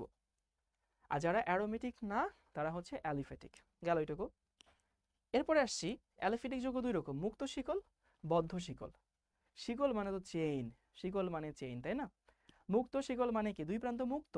এই যে দেখো, এই প্রান্তের সাথে এই প্রান্তের ডিরেক্ট কোনো কানেকশন নাই, সো দুই প্রান্ত মুক্ত হচ্ছে মুক্ত শিকল। আর এখানে কোনো প্রান্ত থাকবে না, দেখো চক্রাকার, সাইক্লিক যৌগ। সো সাইক্লিক মানে কি? চক্রাকারে থাকবে, চক্রের তো কোনো শেষ শুরু নাই। সো যদি মুক্ত শিকল থাকে, দুই প্রান্ত ওপেন থাকে, মুক্ত শিকল। যদি ওপেন না থাকে তাহলে বদ্ধ শিকল। ওকে, মুক্ত শিকল হোক বদ্ধ শিকল হোক, দুটেই দুই রকমের, সম্পৃক্ত এবং অসম্পৃক্ত। সম্পৃক্ত হচ্ছে কার্বন কার্বন সিঙ্গেল বন্ড থাকবে। আবার বলছি, কার্বন কার্বন একক বন্ধন থাকলে সম্পৃক্ত, দ্বিবন্ধন বা ত্রিবন্ধন থাকলে সেটা কি হবে? সেটা অসম্পৃক্ত হবে। সো দেখো, এখানে একক বন্ধন আছে সম্পৃক্ত, এখানে দ্বিবন্ধন আছে অসম্পৃক্ত, ত্রিবন্ধন থাকলেও অসম্পৃক্ত হবে। সো তোমাদেরকে সম্পৃক্ত অসম্পৃক্তের কয়েকটা উদাহরণ লিখে দিই, সবাই একটু লিখে নাও। সম্পৃক্তকে ইংলিশে বলা হয় স্যাচুরেটেড।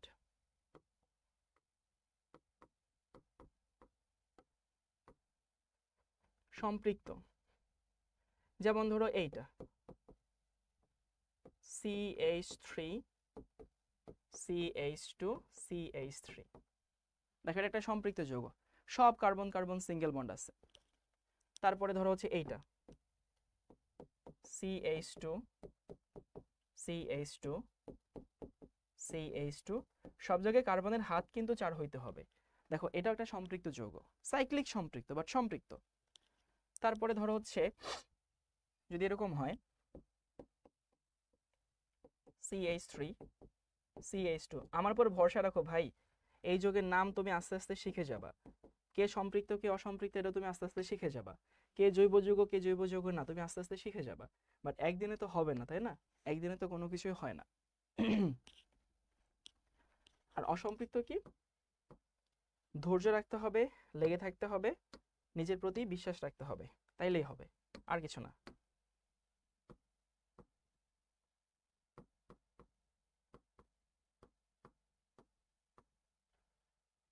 অসম্পৃক্ত হচ্ছে এইটা, দেখো কার্বন কার্বন ট্রিপল বন্ড আছে কিন্তু এটা অসম্পৃক্ত। ওকে, তারপরে হচ্ছে এইটা কার্বন কার্বন দ্বিবন্ধন আছে, এইটাও অসম্পৃক্ত কারণ দ্বিবন্ধন আছে।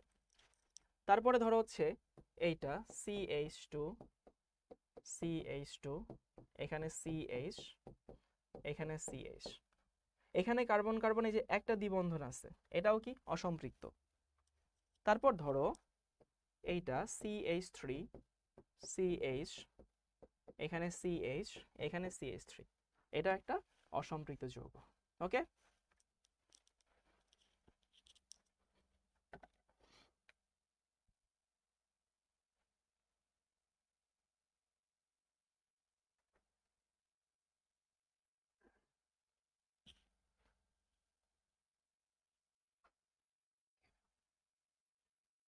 গরমের জন্য এসি ডাউন করেন তাহলে।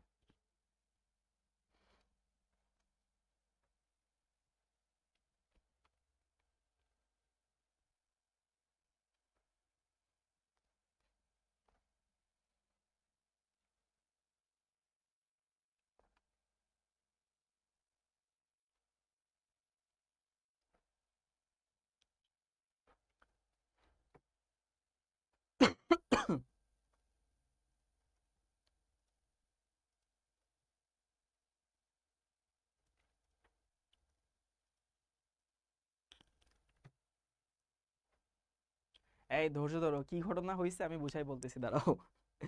মাঝখান দিয়ে একটা গুরুত্বপূর্ণ ঘটনা ঘটে গেছে। আমার কথা কি শুনতে পাও তোমরা? ক্যামেরা না দেখো, কথা কি শুনতে পাচ্ছ? কথা শুনতে পারলে মনে রাখো যে ঠিক আছে, সব ঠিকঠাক আছে, শাওন ভাইয়া জীবিত আছে, তোমরাও জীবিত আছো।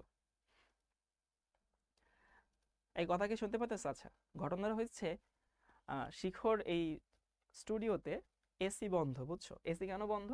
কারণ তোমাদের ভাই অসুস্থ। মানে ওই এসি অন করলেই আমার দেখবা যে কথাই বলতে পারবো না, কাশি উঠবে, জানো যে আমি অসুস্থ অবস্থাতে তোমাদের ক্লাস নিচ্ছে। সো এসি বন্ধ থাকার কারণে রুমে কিন্তু অনেক লাইট। তোমরা মনে করো যে ভাইয়ারা তো খুব চিল মুডে ক্লাস নেয়, ভাই আমার সামনে উপরে 1 2 3 4 5 6, উপরে 6টা লাইট, নিচে একটা লাইট, এখানে একটা লাইট, সো মোট 8টা লাইট, খুবই পাওয়ারফুল 8টা লাইট আমার সামনে জ্বলে আছে, বুঝছো? কিছুক্ষণ ক্লাসে থাকলে বের হইলে আর চোখে কিছু দেখে না, অন্ধকার দেখায়। তো ফ্যাক্ট হচ্ছে আবার পিছনে স্মার্ট বোর্ড, এখান থেকেও কিন্তু অনেক হিট বের হচ্ছে। সো এখান থেকে হিট বের হয়, ওই লাইট থেকে হিট আসে, সো রুমটা অনেক গরম হয়ে যায়। যেহেতু এসি বন্ধ, এসি আমার জন্যই বন্ধ, তো এসি এবার বন্ধ থাকার কারণে যেহেতু অনেক গরম হয়ে যাচ্ছে, এখানে যে ক্যামেরা আছে ক্যামেরার এবার একটা বদ অভ্যাস আছে, এই ক্যামেরা রুম একটু গরম হইলে ক্যামেরা বন্ধ হয়ে যায়। সো এই হিটের জন্য, টেম্পারেচারের জন্য ক্যামেরার সেন্সর আছে, ক্যামেরাটা বন্ধ হয়ে গেছিল। সবাই কি বুঝছি কি ঘটনা ঘটছে?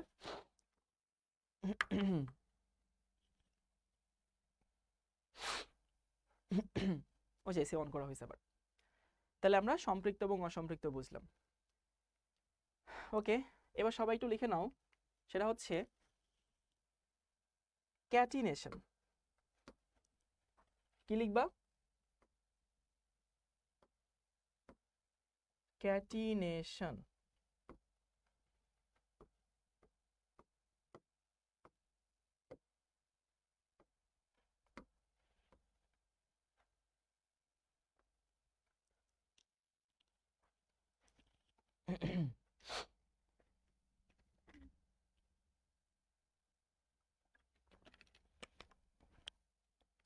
ও, অসম্পৃক্ত যেখানে ছিল, অসম্পৃক্ত ছিল যেখানে কার্বন কার্বন একক বন্ধন থাকবে না, দ্বিবন্ধন বা ত্রিবন্ধন থাকবে, সেটা হচ্ছে অসম্পৃক্ত। সবাই একটু অসম্পৃক্তের পার্টটুকু লিখে দাও, লিখা হলে আমাকে জানাও।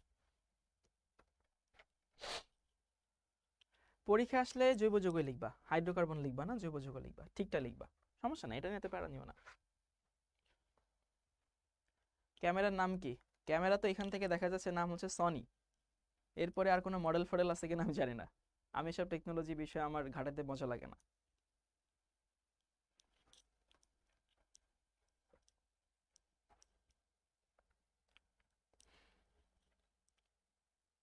ওকে, এবার আসি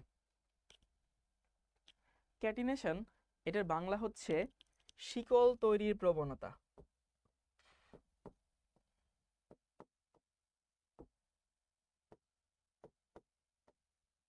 শিকল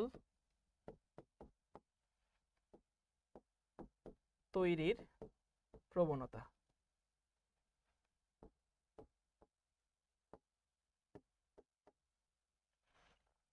এই শিকল তৈরির প্রবণতা এটাকে বলা হয় ক্যাটিনেশন। মানে তুমি খেয়াল করো তো, আমি কয়েকটা যৌগ তোমাকে লিখি, যেমন ধরো মিথেন। মিথেনে কার্বন কয়টা? মিথেনে কার্বন মাত্র একটা, একটা কার্বন মিথেন তৈরি করছে। কিন্তু আমি যদি ইথেন চিন্তা করি, ইথেনে কার্বন কয়টা? ইথেনে কার্বন কিন্তু দুইটা। দুইটা কার্বন কেন? কারণ কার্বন একটা চেইন তৈরি করছে, একটা কার্বনের সাথে কার্বন চেইন তৈরি করছে, সো নতুন যৌগ তৈরি হয়েছে। এবার ধরো আমি প্রোপেন চিন্তা করি, CH3 CH2, এখানে CH3, দেখো এখানে কয়টা কার্বন যুক্ত আছে? তিনটা কার্বন। মানে কার্বনের মধ্যে একটা বিশাল ধর্ম আছে, একটা বিশাল প্রপার্টি আছে। কি বলছি ভাইয়া? কার্বনের মধ্যে বিশাল একটা প্রপার্টি আছে, যে কার্বন নিজেদের সঙ্গে যুক্ত হয়ে হয়ে হয়ে হয়ে চেইন তৈরি করতে পারে, শিকল তৈরি করতে পারে। এই ফুলের মালা গাঁথছো কখনো? এখন তো কেউ ফুলের মালা গাঁথে না। তুমি যখন দুইটা ফুল নিবা, নতুন মালা হবে, ফুল একটা বাড়াইতে পারো, দুইটা বাড়াইতে পারো, তিনটা বাড়াইতে পারো। তো যে মালায় বিভিন্ন রকমের ফুল থাকে এবং সুতা দিয়ে ফুল দিয়ে মালা গেঁথে বড় বড় মালা বানানো যায় না, বড় বড় চেইন বানানো যায় না? সো কার্বনের মধ্যে একটা প্রবণতা আছে, একটা ধর্ম আছে, যে কার্বন নিজেদের সঙ্গে যুক্ত হয়ে হয়ে হয়ে হয়ে বড় বড় চেইন তৈরি করে। সো কার্বনের এই যে যে প্রবণতা আছে, এই যে যে টেন্ডেন্সি আছে, এই টেন্ডেন্সিকে বলা হয় ক্যাটিনেশন, বুঝছো? আর এই ক্যাটিনেশন থাকার কারণে কার্বনের যৌগের সংখ্যা এত বেশি, অনেক যৌগ তৈরি হয়। সো আমরা সে কি শিখছি দেখো, আমি যদি তোমাদেরকে ইন শর্ট রিভিউ করে দিই, আমরা শিখছি জৈব যৌগ কাকে বলে? হাইড্রোকার্বন এবং তাদের জাতক, এদেরকে বলা হয় জৈব যৌগ। ওকে, জৈব যৌগ কার্বন হাইড্রোজেন থাকতেও পারে, আবার হাইড্রোজেন নাও থাকতে পারে। দেখো এরপরে বলছিলাম কিছু যৌগ আছে যেগুলো কার্বনের না কিন্তু জৈব যৌগ। জৈব এবং অজৈব যৌগের পার্থক্য, কার্বন থাকতে হবে, থাকে না নরমালি, সমযোজী, আয়নিক সমযোজী যে কোনো কিছু হইতে পারে। তারপরে হচ্ছে এরা ফিউল হয়, ফিউল হয় না, এগুলো তোমরা বুঝতে পারবা। প্রাণশক্তি মতবাদ কে দিছিল? বার্জিলিস দিছিল, বাট মতবাদটা ভুল। এটাকে ঠিক করছিল কে? ফ্রেডরিক ভোলার। তারা অ্যামোনিয়াম সায়ানাইডকে, দেখছো এসি অন করা হয়েছে, তাপ দিয়ে কি করা হয়েছিল? ইউরে তৈরি করা হয়েছিল। এরপরে হচ্ছে আমরা ভাইটাল ফোর্স থিওরি দেখলাম, হাইড্রোকার্বন কাকে বলে দেখলাম, ক্লাসিফিকেশন দেখলাম। শোনো, তোমরা আগামী ক্লাসে আসার আগে, আগামী ক্লাসে আসার আগে বই খুলবা না। আমি খাতায় যা দেখাইছি শুধু সেইটুকু দেখে আসবা। বই কবে পড়তে হবে, বই কিভাবে পড়তে হবে সেটা আমি বলে দেব, এই টেনশন তোমার না। তুমি শুধু আমি যেমনে যেমনে বলি অমনে অমনে আগাও, আর আমার উপর একটু ভরসা রাখো যে এই লোকটা আমাকে ভুল পথে নিবে না, এই লোকটা আমাকে সঠিক পথে নিবে। সো তোমরা হচ্ছে আগামী ক্লাসে আসার আগে বই পড়তে হবে না, শুধু আমার খাতাটা দেখে আসবা। কিন্তু খাতাটা কিন্তু অবশ্যই দেখে আসতে হবে, ঠিক আছে? খাতাটা এখন একবার দেখবা, আর আগামী ক্লাসে আসার আগে আরেকবার দেখবা, ঠিক আছে? তো ভাইয়া আজকে ক্লাসটা এখানেই শেষ করছি। দোয়া করো যেন আগামী ক্লাসে আসার আগে একেবারে কমপ্লিটলি সুস্থ হয়ে আসতে পারি। মানে থাকে না, আমি না এখন আমার ফুল এনার্জিতে ক্লাস নিতে পারছি না, মানে আরেকটু নাড়াচাড়া করতাম, আরেকটু জোরে কথাবার্তা বলতাম, বাট ওটা হচ্ছে না। বাট আগামী ক্লাসে আসার আগে যেন সেটা হয়ে যায়। সবাই একটু খাস দিলে একেবারে আমার জন্য একটু দোয়া করো যেন তাড়াতাড়ি সুস্থ হয়ে যায়, ঠিক আছে? ভালো মতো পড়াশোনা করো, চিল করো, শীতের পিঠাপুলি খাও, শীত এনজয় করো। আল্লাহ হাফেজ সবাইকে। ভাই